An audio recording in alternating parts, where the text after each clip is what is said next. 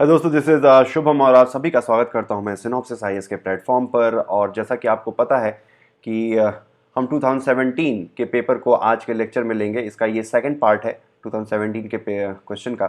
पिछले वाले लेक्चर में हमने कुल मिला जुला के आई थिंक 18 क्वेश्चंस डिस्कस किए थे 2017 के, और उसमें हमने देखा था कि कहाँ कहाँ पर हम कुछ अपने इंटेलिजेंट गेसवर्क्स का, अपने कॉमन सेंस का यूज़ कर सकते हैं। ठीक है, तो इस कोर्स का नाम है मेंस सीट गारंटी प्रोग्राम। और अगर आप जितनी भी चीज़ें मैं आपको बता रहा हूँ, अगर आप उसको सही तरीके से अगर आपने उसको समझा और अपने लाइफ में इस्तेमाल किया, अपने पेपर में इस्तेमाल किया, तो definitely you will have a very very great chance of appearing for mains. ठीक है, तो इन्हीं शब्दों के साथ शुरुआत करते हैं। आगे बढ़ने से पहले कुछ चीज़ें डिस्कस करना चाहूँगा। मैं एक्चुअली आज सुबह उठा तो मैं कुछ कमेंट्स पढ़ रहा था। मैं लेक्चर्स के नीचे यूट्यूब पे कुछ लोगों ने कमेंट्स कर रखी है, तो I would like to share these great personalities. ठीक है, तो पहला एक आ रहा है, विश्वजीत सिंह करके है। एनीवन कैन क्लियर प्रीलिम्स बेटा, it's qualifying exam, 20 days of preparation is enough for prelims exam, why are you fooling people around here.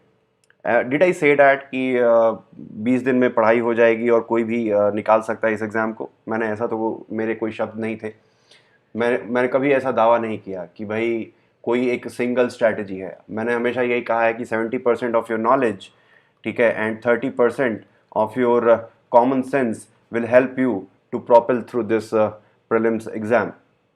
ठीक है, नॉलेज का ही सिर्फ खेल नहीं है, इसमें कॉमन सेंस का भी यूज़ करना है, और मैं उसी कॉमन सेंस को आपके साथ शेयर करने की कोशिश कर रहा हूँ। तो उसको उस हिसाब से देखें। इस तरीके से ऐसे जज करना कि मैं किसी को बेवकूफ़ बना रहा हूँ या कुछ भी कर रहा हूँ, तो ऐसा मेरा ना मकसद कभी रहा है, ना ही मेरा ऐसा कोई नेचर रहा है किसी को बेवकूफ़ बनाना। उसकी मुझे ज़रूरत नहीं है कि बेवकूफ़ बनाने की। ठीक है, चलिए मूविंग फॉरवर्ड, दूसरा कमेंट देखते हैं। तो अब भाई ये हैं साहब, तो इनका है कि अब टाइटल ये है, सो फुलिश। टाइटल है कि how I could clear 6 times। तो इनका भाई साहब का जवाब आया है क्या कि आप रिजर्व कैटेगरी के रहे होंगे। मतलब कहाँ से आते हैं ये लोग, कौन है ये लोग, कहाँ से ऐसे ऐसे विचित्र प्राणी इस मृत्यु लोक पर टहल रहे हैं। मुझे कई बार हंसी भी आती है, कई बार दया भी आती है, कई बार खुद पर भी लगता है कि मैं भी क्यों ही जी रहा हूँ इस समाज में अभी। मुझे भी कहीं ना कहीं निकल लेना चाहिए था। शायद ऐसे ही लोगों से बच के लोग पहाड़ों पे चले जाते हैं। खैर, अभी समय है पहाड़ों पे जाने का, ऐसे कुछ और लोग मिलेंगे तो शायद मुझे भी निकलना पड़ सकता है। खैर, तो आगे बढ़ते हैं। अगला क्वेश्चन कह रहा है कि भाई, हाँ, अगले कमेंट है, शिवम भट्ट साहब हैं। ये कह रहे हैं कि भाई सिर्फ 6 साल के रिजल्ट शो कर दो, कोर्स ले लूँगा। भाई कोर्स लेने की ज़रूरत नहीं है आप जैसे लोगों को। ठीक है, कि जो कोई भी कुछ चीज़ कहता है, कोई अच्छी चीज़ कहता है तो उसको मानना नहीं है, पहले उससे उसका प्रूफ मानने लगेंगे। बाप बोलेगा कि भाई खेलना बंद करके पढ़ाई करना शुरू कर दो, तो बाप से ही बोलेंगे पहले अपना डीएनए लेकर आ कि तू मेरे बाप है कि नहीं है, फिर उसके बाद जाके बुद्धि देना। तो ऐसे लोगों का कुछ कह नहीं सकते। सी, मेरा, it's my personal suggestion to all of you. ठीक है, एक बहुत ही पर्सनल सजेशन है कि try to learn modesty in your life.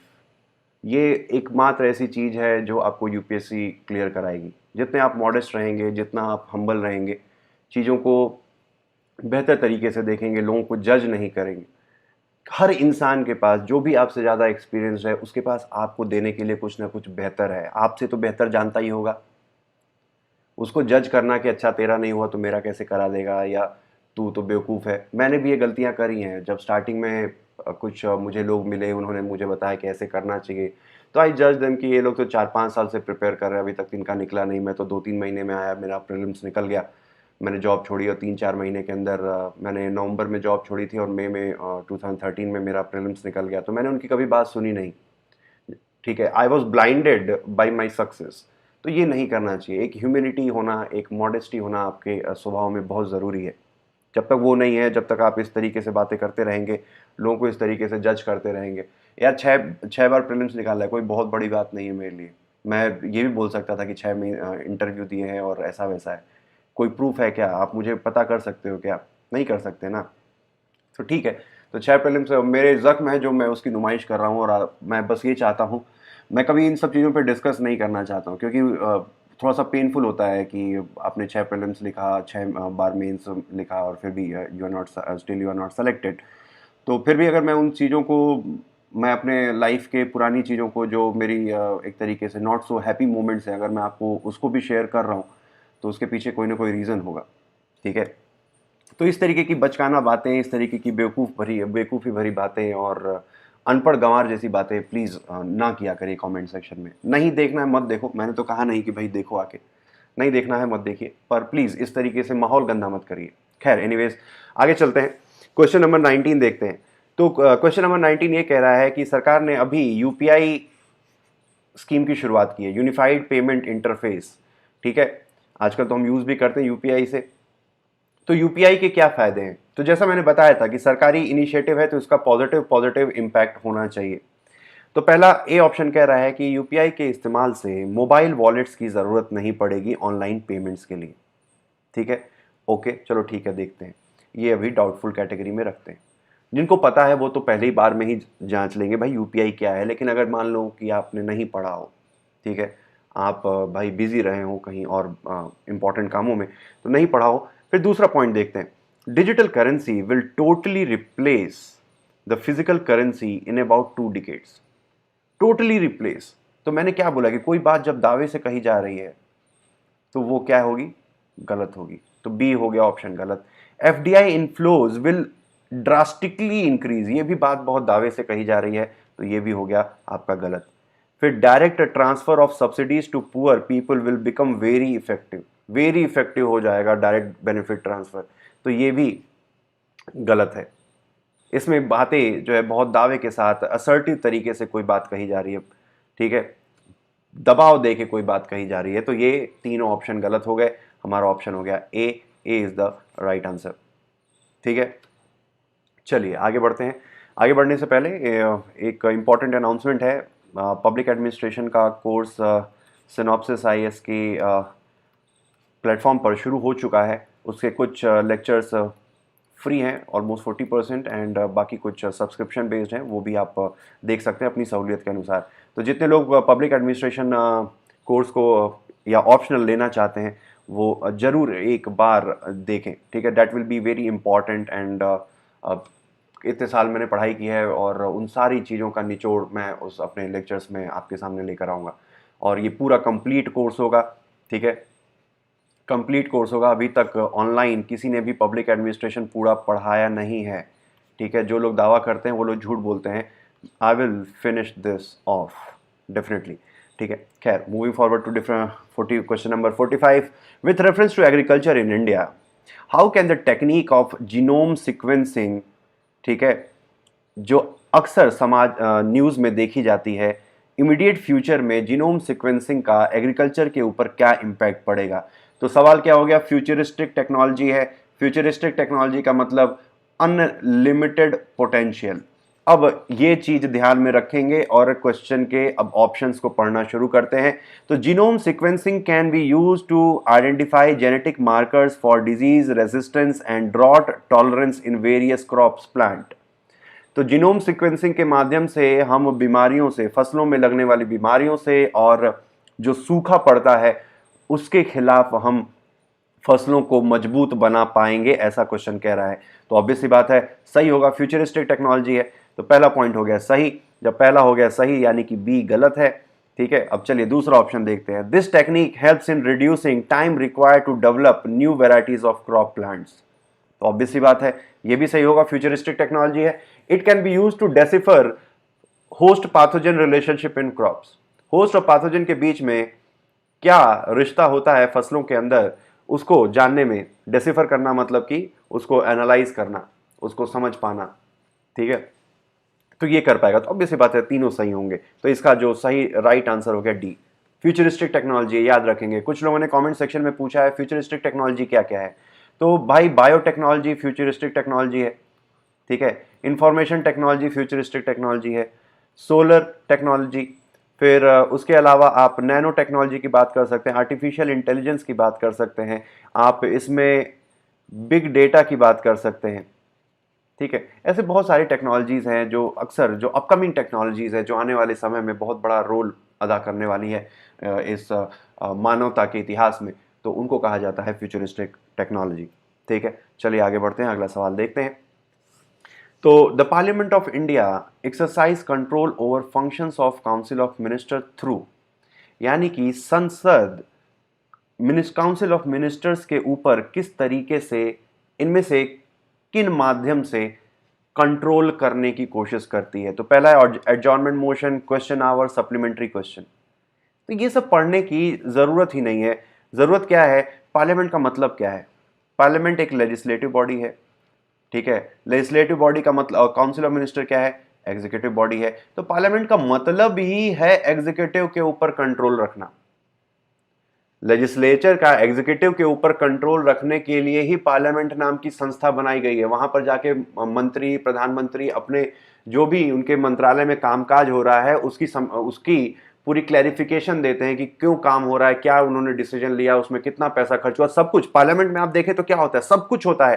तो यहाँ पे एडजर्नमेंट मोशन कह लीजिए, क्वेश्चन आवर कह लीजिए, सप्लीमेंट्री क्वेश्चन कह लीजिए, चाहे नो कॉन्फिडेंस मोशन कह लीजिए, चाहे सेंसर मोशन कह लीजिए, चाहे प्रिविलेज मोशन कह लीजिए, मोशन ऑफ थैंक्स कह लीजिए, everything, each and every activity of parliament is meant to control council of ministers. ठीक है, सिंपल था ये लॉजिक, हमें बस इस्तेमाल करना था।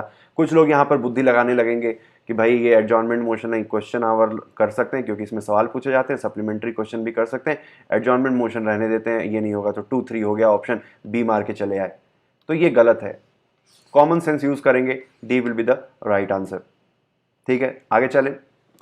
चलिए फिर पूछा है कि इनमें से ककटिया किंगडम का कौन सा सी पोर्ट था। काकीनाडा, मोटूपल्ली, मसूलीपट्टनम और नेल्लूरू। भाई ककटिया किंगडम यानी काकी, काकी काका ऐसे जोड़ दिया, काकी का काका के साथ हो गया, बस इधर कर दिया ये। तो ये सब काम नहीं करना है, ये सब बंडलबाजी इधर नहीं करनी है। ठीक है, देखो क्वेश्चन नहीं आ रहा है, छोड़ दो। और हम एक और चीज बताना चाहूंगा इस क्वेश्चन के थ्रू कि जितना बड़ा क्वेश्चन होगा, जिसमें जितने बड़े बड़े जो है ऑप्शन में स्टेटमेंट लिखे होंगे 3-3, 4-4 लाइन के, ठीक है, वो क्वेश्चन करना उतना ही आसान होगा। जितना छोटा क्वेश्चन होगा उस क्वेश्चन को करना उतना ही कठिन होगा। क्यों ये आसान होगा, बड़ा वाला क्वेश्चन क्यों आसान होता है, क्योंकि जितना ज्यादा स्टेटमेंट लिखा होगा उसमें उतने ज्यादा हिंट छुपे हुए होंगे। ठीक है, आप उसको पढ़ के समझ के कर सकते हो। ये तो एकदम सीधा सीधा है, एकदम फैक्चुअल क्वेश्चन है। ठीक है, तो ये गलती यहां पर नहीं करेंगे कि काकीनाडा मोटू पतली, यहां पे नाम जुड़ गया, फिर भगवान का नाम लिया, माँ बाप का नाम लिया और आशीर्वाद मन ही मन माँ बाप का आशीर्वाद लेकर टिक कर दिया, जय बजरंग बली ए। ठीक है, अपना किस्मत कर्म ये सब याद करके, ये सब नहीं करना है भैया, यहाँ पर ये सब चीजें काम नहीं करती हैं। छोड़ दो, कुछ क्वेश्चन छोड़ने के लिए भी आते हैं। ठीक है, तो छोड़ना भी एक बहुत बड़ी कला है इस एग्जाम में। 55 क्वेश्चन ही आपको सही करने हैं, 55 से 60 क्वेश्चन। टॉप करना जरूरी तो है नहीं। चलिए अगला क्वेश्चन देखते हैं। ग्लोबल इंफ्रास्ट्रक्चर फैसिलिटी के बारे में पूछा गया है, और जैसा कि मैंने बताया था कि ग्लोबल जो शब्द होगा जनरली ये वर्ल्ड बैंक से रिलेटेड होता है। ठीक है, आप देख सकते हैं एशियान, एशियान एक रीजनल ऑर्गेनाइजेशन है, ओईसीडी भी यूरोप की रीजनल ऑर्गेनाइजेशन है, यूएनसीटैट भी अगर आप देखें तो गरीब देशों के लिए ही जनरली काम करता है। एक वर्ल्ड बैंक ही है जो ग्लोबल इंस्टीट्यूशन है। ठीक है, तो ग्लोबल शब्द जुड़ा है तो जनरली वर्ल्ड बैंक से रहेगा, इसको याद रख सकते हैं। लेकिन अगर देखो, फिर भी मैं ये नहीं कह रहा कि 100% हर जगह लगेगा। कुछ लोग अभी कमेंट सेक्शन में आ जाएंगे, वो फिर कुछ कुछ चीज़ें ऐसे ग्लोबल वर्ल्ड वाले लेके आ जाएंगे जो वर्ल्ड बैंक से रिलेटेड नहीं होगा। मैं मानता हूं कि ऐसे बहुत सारे इंस्टीट्यूशंस और इनिशिएटिव्स होंगे। ठीक है, लेकिन मैं एक, अगर आपको एकदम नहीं आ रहा है और आपको कहीं ना कहीं इंटेलिजेंट गेस करना है तो आप इस टेक्निक का इस्तेमाल कर सकते हैं। ठीक है, पर एट योर ओन रिस्क, मुझे फिर बाद में गाली मत देना। ठीक है, चलो आगे चलते हैं।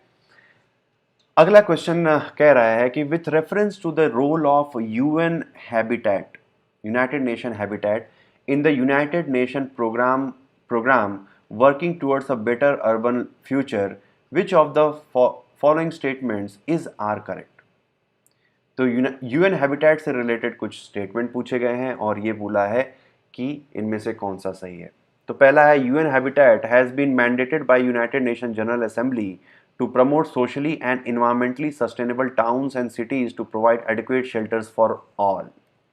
ठीक है, तो आप देख रहे हैं इसमें, आप शब्दों को देख रहे हैं, मैंने कहा था कि सब शब्दों को देखिए, जिस भी ऑप्शन में से भारी शब्द हैं, ठीक है, social, inclusive, inclusive, democratic, democratic, equity, poverty reduction, ठीक है, पावर्टी एलिविएशन या रिडक्शन लिख सकते हैं, एम्पावरमेंट या सस्टेनेबल, इस तरीके के जहां जहां पर जिस ऑप्शन में भारी भारी शब्दों का इस्तेमाल होगा वो जनरली ऑप्शन सही होते हैं, ठीक है। तो आप इस ऑप्शन को ध्यान से पढ़ेंगे कि ऐसे जनरल असेंबली ने बनाया है एक ऐसे शहरों का निर्माण करना जो सामाजिक रूप से और इन्वायरमेंटल रूप से सस्टेनेबल हो, जो हर आदमी को के सर पर छत पहुंचा सके। तो कितनी अच्छी सी बात कही गई है, और ये चूंकि यूनाइटेड नेशन ऑर्गेनाइजेशन से संबंधित ये बात कही गई है तो एक अच्छी सी बात कही गई है, और यूएन एक हमेशा जब भी काम कोई करता है तो अच्छा ही करता है, ठीक है, कॉमन सेंस की बात है, ठीक है। अब इसमें कुछ लोग सोचेंगे कि भाई यूएन नेशनल जनरल असेंबली ने शायद इसको पास नहीं किया है, और ये कुछ जनरल असेंबली यहाँ पे मेंशन किया हुआ है, जरूर यूपीएससी फंसाने की कोशिश कर रही है। ऐसा नहीं है, यूपीएससी कभी भी फंसाने की कोशिश नहीं करती है, इस चीज को ध्यान में रखिएगा, ठीक है। चलिए, पार्ट 1 हो गया सही। दूसरा देखते हैं option, its partners are either government or urban local urban authorities only. तो मैंने बताया था कोई भी बात ऐसे only, not at all, everything, इस तरीके के अगर वर्ड जुड़े होते हैं किसी भी स्टेटमेंट में तो वो जनरली गलत होता है। तो पहला सही है, दूसरा गलत है। अब चलिए ऑप्शन पर आते हैं, देखते हैं कि क्या क्या हटा सकते हैं। दूसरा गलत है तो ए हट गया, ठीक है, सी हट गया। अब देखते हैं तीसरा, UN habitat contributes to overall objective of United Nation system to reduce poverty, to promote access to safe drinking water, basic sanitation. तो ऑब्वियस सी बात है, हैबिटेट की बात की जा रही है, गरीबी हटाने की बात की जा रही है, साफ पानी पहुंचाने की बात की जा रही है, स्वच्छता की बात की जा रही है, तो ये भी सही ही होगा। कोई भी बात दावे के साथ इस थर्ड ऑप्शन में नहीं कही जा रही है। एक सिंपल, बहुत ही माइल्ड लैंग्वेज में, बहुत ही मॉडेस्ट भाषा में कहा जा रहा है कि यूएन हैबिटेट के माध्यम से गरीबी को दूर करेंगे, जनता तक साफ पानी पहुंचाएंगे, स्वच्छता का भी हम ख्याल रखेंगे। तो तीसरा भी ऑप्शन हो गया हमारा सही, और हमारा आ गया आंसर बी, ठीक है। चलिए अगला क्वेश्चन देखते हैं। With reference to national skill qualification framework NSQF, which of the following statements given below is are correct? With reference to national NSQF, ठीक है, दिया हुआ है। अब देखते हैं अंडर NSQF, अब ये देखिए सरकारी गवर्नमेंट की स्कीम है, ध्यान में आ गया, गवर्नमेंट की स्कीम है, यानी कि इसके पॉजिटिव एस्पेक्ट्स के ऊपर ही क्वेश्चन पूछेगा, ठीक है। तो चलिए अब इस चीज को ध्यान में रखना है कि पॉजिटिव, जो भी ऑप्शन पॉजिटिव दिखाएगा इस स्कीम को वो सही होंगे। Under NSQF, a learner can acquire the certification for competency only through formal learning. आप अगर यहां पर NSQF में आते हैं, अगर आपने कहीं पे फॉर्मल लर्निंग, कहीं पे डिग्री हासिल नहीं की है, आपने किसी अपने गुरु के थ्रू, जैसे फॉर्मल लर्निंग, इनफॉर्मल लर्निंग क्या होता है, जैसे मान लीजिए कि एक मोबाइल, आपने अगर मोबाइल बनाना सीखा किसी उसमें ITI में जाके, फिर आपको डिग्री मिल गई कि आपने मोबाइल बनाना सीख लिया, तो डेट इज फॉर्मल लर्निंग। आप अगर किसी अपने उस्ताद के यहाँ रहते रहते उसकी दुकान पर काम करते करते सीखते हैं तो डेट इज इनफॉर्मल लर्निंग, ठीक है। तो फॉर्मल और इनफॉर्मल दोनों को ही इंक्लूड किया गया है इसमें, ठीक है। तो ये पॉजिटिव एस्पेक्ट नहीं है, ये नेगेटिव में दिखा रहा है सरकारी स्कीम को, तो ये हो गया गलत। तो पहला हो गया गलत, यानी ए बाहर चला गया, सी बाहर चला गया। अब सेकंड ऑप्शन देखते हैं, an outcome expected from implementation of NSQF is the mobility between vocational and general education. NSQF के माध्यम से जो लोग काम कर रहे हैं वो पढ़ाई करने जा सकते हैं, पढ़ाई करने वाले पढ़ाई के साथ साथ अपनी वोकेशनल ट्रेनिंग भी कर सकते हैं, तो अच्छी चीज़ है, ठीक है, कि काम करने के साथ साथ आप पढ़ाई भी कर सकें और पढ़ाई करने के साथ साथ आप कुछ काम भी कर सकें, अर्न व्हाइल यू लर्न। तो ये हो गया सेकंड ऑप्शन इज राइट, तो इसका जो हमारा जवाब हो गया दैट विल बी बी, ठीक है। चले आगे, चलिए अगला क्वेश्चन देखते हैं। इफ यू वांट टू सी घड़ियाल इन देयर नेचुरल हैबिटेट, कहां पे घड़ियाल इंडिया में पाए जाते हैं ये पूछा है। देख रहे हैं ये फिर से क्वेश्चन रिपीट हो रहा है, भितरकनिका मैंग्रोव, चंबल रिवर, पुलिकट, डिपोर बील। तो फिर से क्वेश्चन घड़ियाल वाला क्वेश्चन रिपीट हो रहा है, तो इसका जो सही जवाब है वो है चंबल रिवर। ठीक है, और आपको सिर्फ यही ध्यान नहीं रखना है, आपको भितरकनिका मैंग्रोव्स के बारे में भी पढ़ना है, उसके 8-10 पॉइंट जो इंपॉर्टेंट है, उसकी लोकेशन, वहाँ पर कौन कौन से जीव जंतु पाए जाते हैं, वहाँ का वेजिटेशन कैसा है, कौन सी नदी बहती है। ठीक है, ये सारी चीज़ें आपको भितरकनिका मैंग्रोव्स के बारे में पता होनी चाहिए। सेम वे आपको पुलिकट लेक के बारे में भी यही सेम चीज़ करनी है, डिपोर बील के बारे में भी करनी है। ठीक है, तो ये याद रखेंगे। आप देख सकते हैं पुलिकट लेक का क्वेश्चन फिर से रिपीट हो रहा है, चंबल रिवर के ऊपर ऑलरेडी क्वेश्चन फिर से पूछा जा चुका है, पहले भी भितरकनिका मैंग्रोव्स के ऊपर भी क्वेश्चन पहले पूछा जा चुका है। तो देख रहे चीजें फिर से रिपीट होती हैं, क्वेश्चन बस क्वेश्चन का एंगल चेंज हो जाता है, चीजें रिपीट होती हैं। इसी वजह से बार बार कहता हूं कि 10 ईयर्स के क्वेश्चन को सॉल्व करना है और उसके ऊपर इंटरनेट रिसर्च करनी है, और इंपॉर्टेंट पॉइंट्स को या तो आप पढ़ लीजिए अगर आपको अपनी नॉलेज पे, अपनी मेमोरी पे भरोसा है, या तो इंपॉर्टेंट पॉइंट्स के आप नोट्स बना सकते हैं। ठीक है, तो चलिए अगला क्वेश्चन देखते हैं। Nation wide soil health card scheme सरकार लेकर आई है, यानी सरकारी स्कीम है, यानी कि सब कुछ पॉजिटिव पॉजिटिव रहेगा। तो इससे क्या होगा, expanding the cultivable area under irrigation. ठीक है, सॉइल हेल्थ कार्ड स्कीम से कल्टिवेबल एरिया एक्सपैंड हो जाएंगे। ठीक है, दूसरा है enabling the banks to access the quantum of loans to be granted to farmers on the basis of soil quality. तो ये चीज गलत है। क्या क्वेश्चन कह रहा है कि इससे बैंकों को ये होगा कि सॉइल हेल्थ जो सॉइल रिपोर्ट होगी उसी के बेसिस पे ही सिर्फ फार्मर्स को लोन मिलेगा। तो ये फार्मर्स के लिए दिक्कत वाली बात हो गई, और बैंकों के लिए कितने चैलेंज की बात हो गई। अब कोई फार्मर मान लो उसका खेत कम उपजाऊ है, और कम उपजाऊ खेत के बेसिस पे अगर वो बैंक से लोन लेने जाएगा तो उसे लोन कम मिलेगा। तो वो हो सकता है कि वो अपनी अपने खेत की मिट्टी न ले जाके किसी और खेत की मिट्टी उठा के जाके उसका सॉइल टेस्टिंग करा दे, बैंक को बेवकूफ़ बना दे, या अपने खेत की मिट्टी में थोड़ा बहुत खाद वाद मिला के ले जाके बैंक को दे दे। तो this is not practical. Common sense की भी बात करें तो this second option is not practical. ये सेकंड वाला ऑप्शन प्रैक्टिकल ही नहीं, तो ये हो गया गलत। तो सेकंड ऑप्शन हो गया गलत। तो अब देखते हैं, ऑप्शन हटा लेते हैं, ए हट जाएगा, सी हट जाएगा और डी हट जाएगा।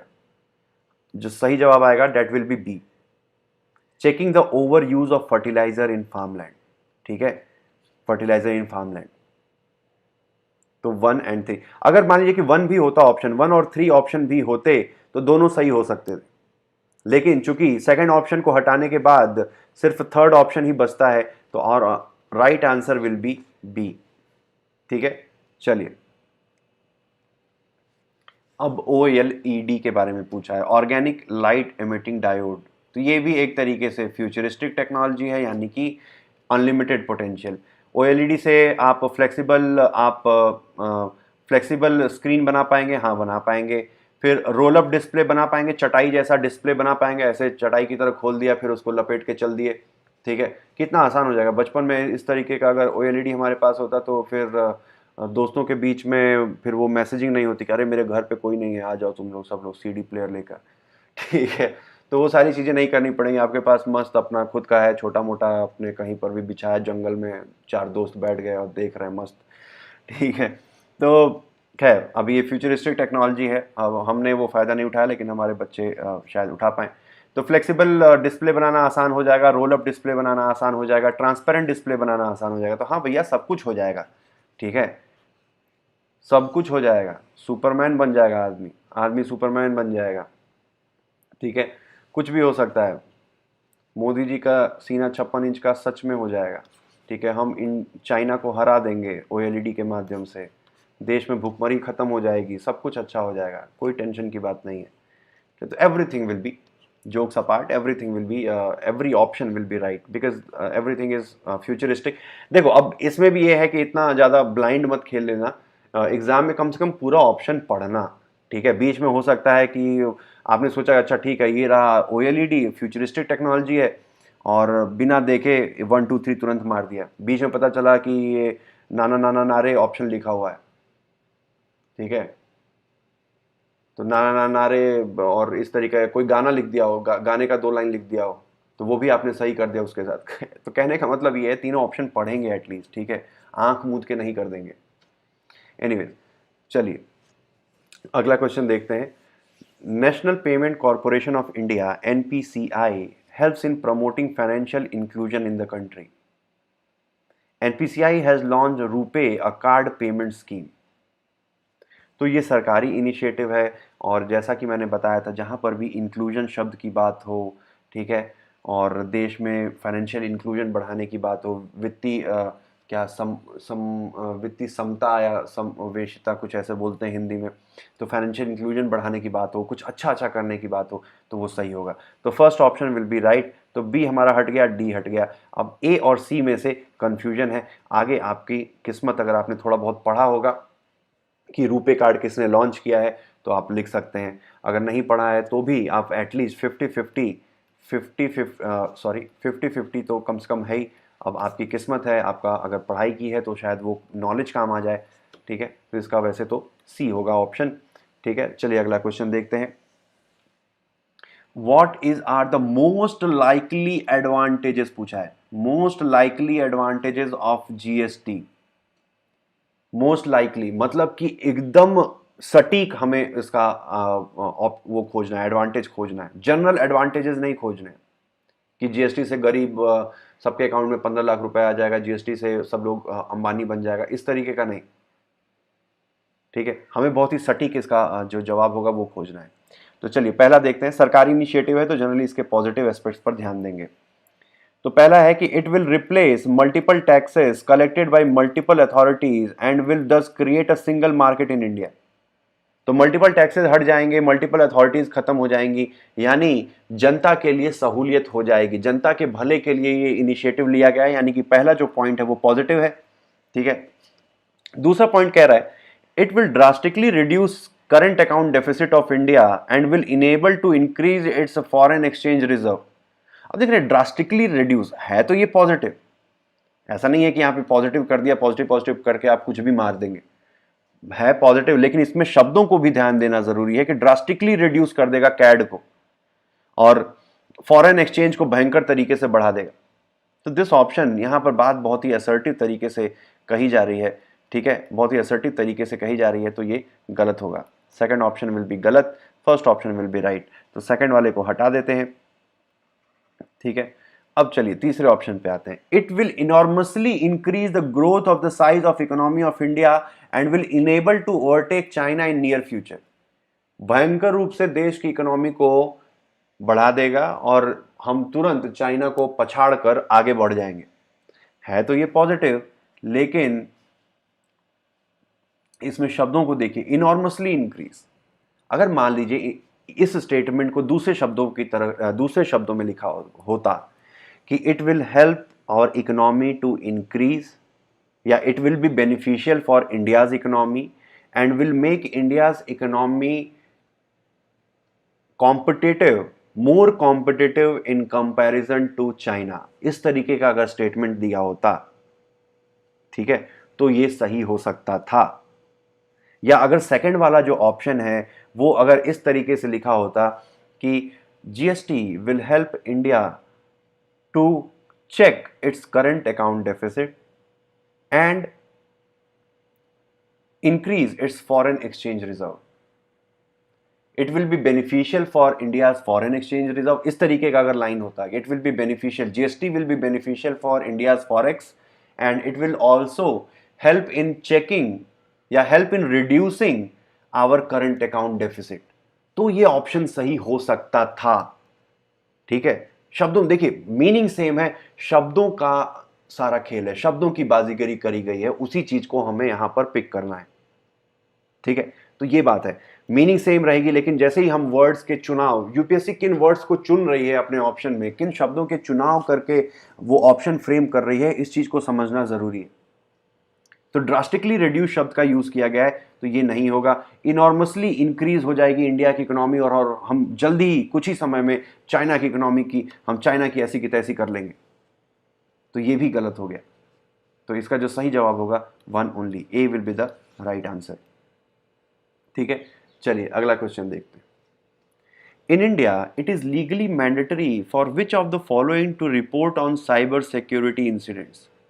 साइबर सिक्योरिटी के अगर हमला होता है तो उसको रिपोर्ट करना सरकार की जो विभाग है, जैसे कि सर्ट इन करके है, computer emergency response team, CERT In हो गया, ठीक है, नेशनल टेक्निकल रिसर्च ऑर्गेनाइजेशन, ये सारी बॉडीज़ बनाई गई हैं जिनका जिनको रिपोर्ट करना होता है अगर कोई भी साइबर अटैक होता है तो अब ऑप्शन दिया है सर्विस प्रोवाइडर्स, जितने भी इंटरनेट सर्विस प्रोवाइडर्स हैं उनको मैंडेटरी है रिपोर्ट करना, डेटा सेंटर्स जो लोग डेटा सेव करते हैं जनता का उनको रिपोर्ट करना है, बॉडी कॉर्पोरेट जो बड़ी बड़ी कंपनियां हैं उनको रिपोर्ट करना है।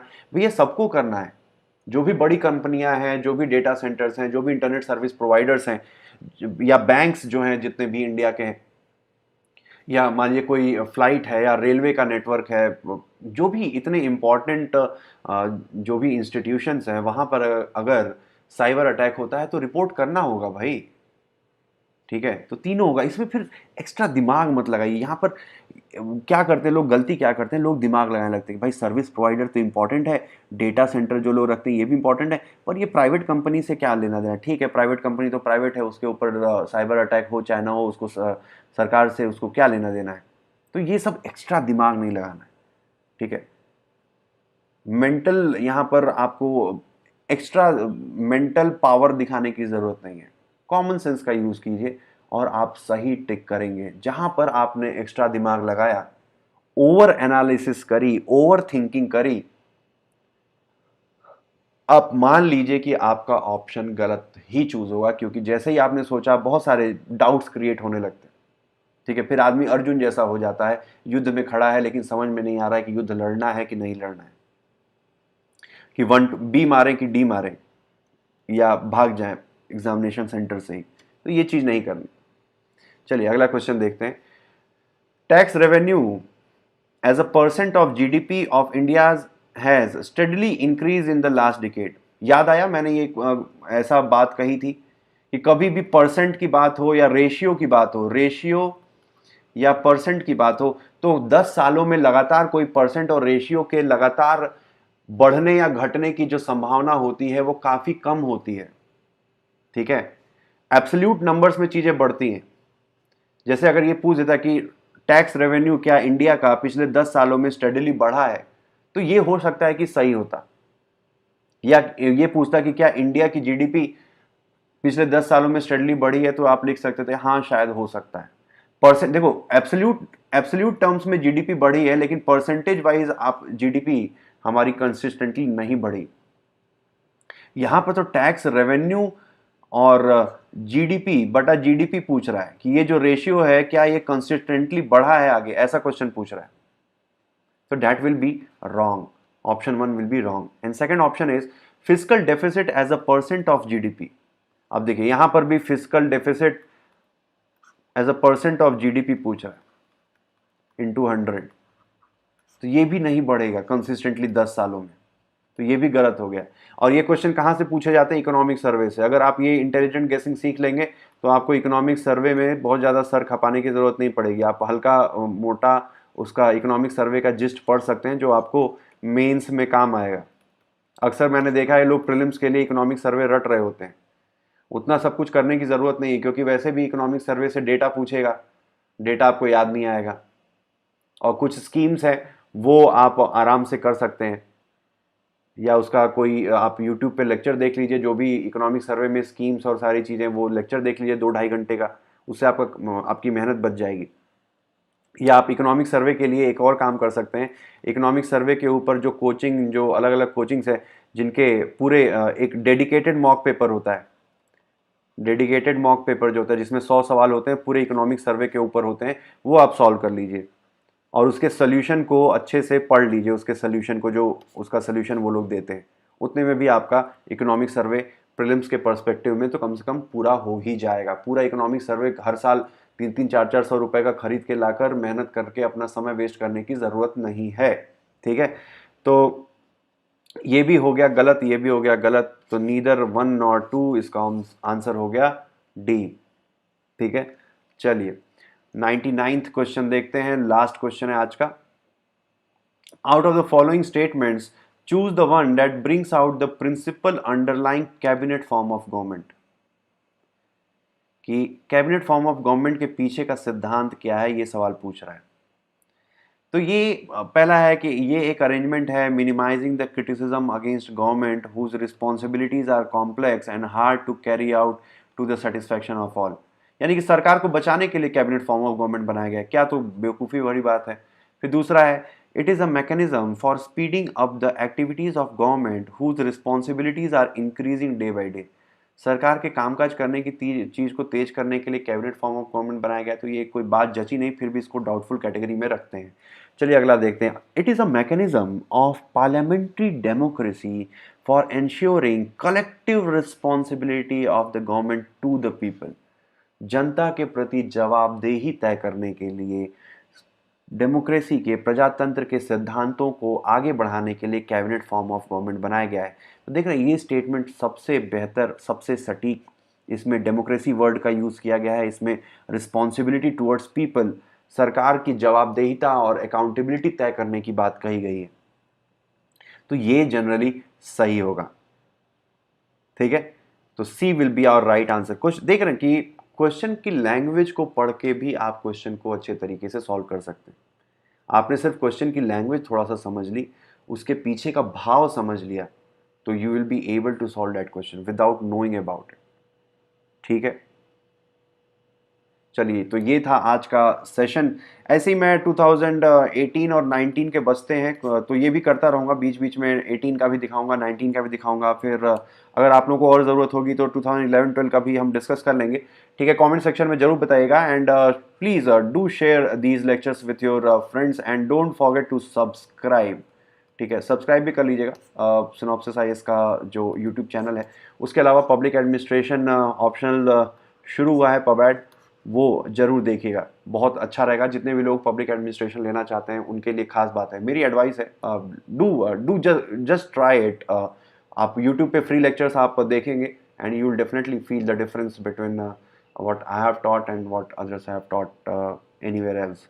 ठीक है, तो ज़रूर देखिए, मिलते हैं अगले लेक्चर में। Thank you, thanks for watching, have a nice day, all the best.